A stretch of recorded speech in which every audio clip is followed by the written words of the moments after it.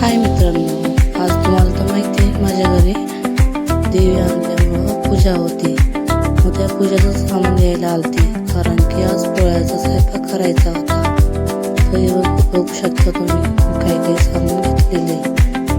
मग त्याच्यानंतर पूजाचं सामान घेतलं. मग मी त्यांना दिलं. मम्मी त्यांनी स्वयंपाक करत होती. मम्मी दीदी मावशी ते स्वयंपाक करत होते.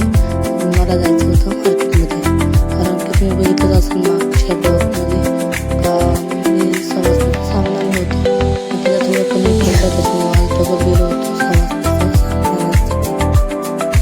सवासचं सामान घेतलं होतं.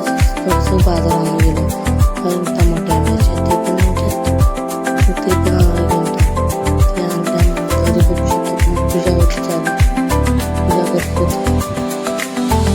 पूजा घरातली पण पूजा झाली. आता बाहेरची पूजा करायची होती, कारण की आमच्यात असं असतं देवी आणलं तर पूर्णाचा पण स्वयंपाक असतो आणि मुलगा पण पूर्ण करतो. मुलगा पण केला. तुमचं तसं असतं का? मला कमेंटमध्ये नक्की सांगा. बाहेरची पण पूजा झाली. मग सगळ्यांनी जेवण केली आणि मग नंतर मी काही मला ब्लॉग काढायला टाईमच भेटला नाही, कारण की तुम्हाला माहितीच आहे पाहुणे आले तर कसं असतं, खूपच गर्दी असते आणि राडा तर खूपच असतो. त्याच्यामुळे मला काही ब्लॉग शूट करायला वेळ भेटला नाही. मी माझी मम्मीची सासू म्हणजे माझी पण सासू, ही माझी मधली बहीण, ही सगळ्यात लहान बहीण. ही बघा माझी मम्मी, ही माझी मामा, ती तिकडची मागची माझी मोठी बहीण आहे बरं का. तुम्हाला माझा ब्लॉग कसा वाटला नक्की मला कमेंटमध्ये सांगा बरं का.